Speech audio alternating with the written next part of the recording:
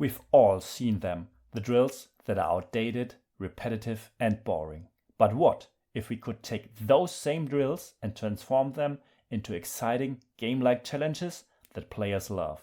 In today's video, I'm sharing 5 classic drills I've revamped into dynamic, competitive exercises. Let's dive in.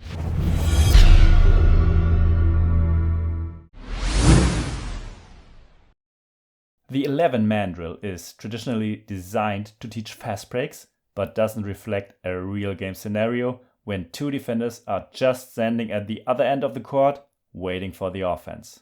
Typically, the drill starts with a mandatory outlet pass, followed by the ball handler pushing the ball down the court while the other 2 players sprint along the sidelines.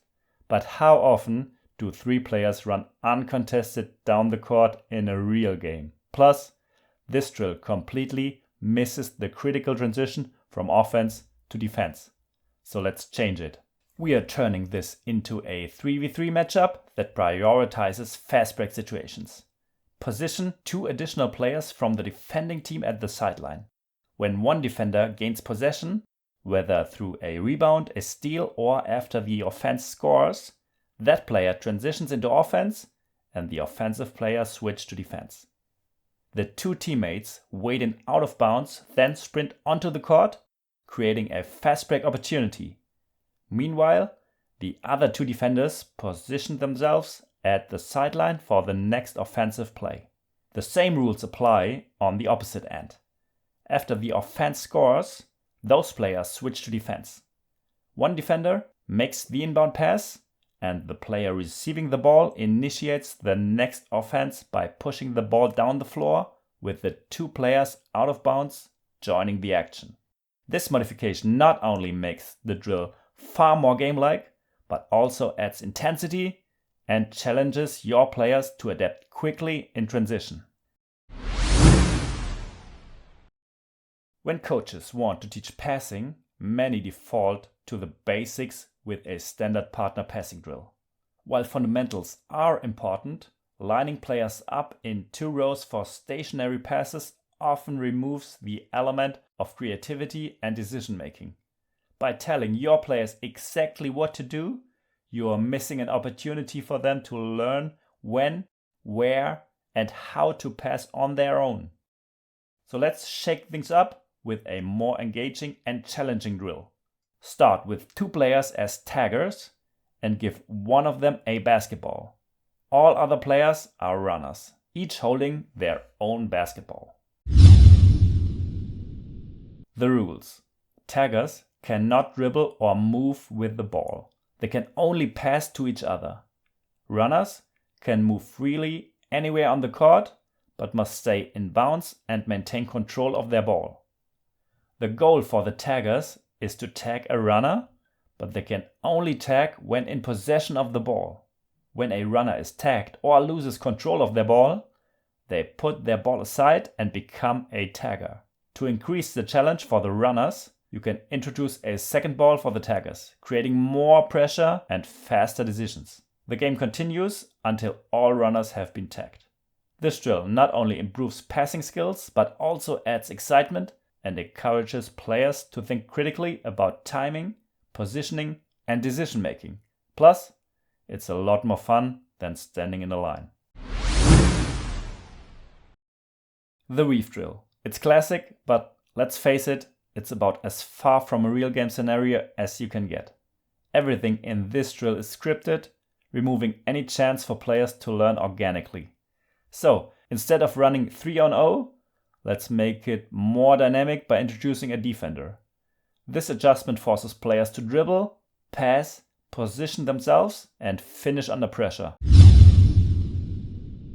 Start with a 2-on-1 situation, giving the offensive players 1 opportunity to score. Split the rest of the players into 2 groups on opposite baselines. Once the defender gains possession, whether by stealing the ball, grabbing a rebound, or after offense scores, they immediately transition into offense and push the ball down the floor. At the same time, one offensive player and the defensive player waiting behind the baseline enter the court, creating another 2-on-1 situation heading in the opposite direction. The ball handler must decide whether to push the ball or make a pass, depending on the defender's actions. To emphasize passing, you can require at least 2 passes during each possession, but leave the timing and method of those passes up to the players. This tweak transforms the weave drill into a fast-paced exercise that sharpens decision-making and challenges players to adapt under pressure. The ZigZag-Drill is a classic for teaching defensive technique, but it only focuses on isolated skills without the context of how defense is applied in an actual game. Instead of drilling standalone mechanics, let's focus on teaching defensive principles in a realistic game-like scenario. Here's what we are aiming for. The defender's goal is to stay chest to chest with the dribbler and force turns. The dribbler's objective is to attack in a straight line, using changes in pace rather than direction to gain an advantage. So, how do we make this more realistic? We keep it simple. Turn the drill into a full court one-on-one live situation. Use only half the width of the court to give the defense a better chance. The defender earns 1 point for every turn they force and 2 points for a steal or a rebound. Both players operate in a realistic scenario with live intensity, pace, and positioning. I use the Husky shooting drill all the time because it's great for maximizing shot repetitions in a short period. The setup is straightforward. Players in the right group make a curl cut to the shooting spot, receive the ball from their teammate, and take a shot. Shooters collect their own rebounds and join the line on the left side.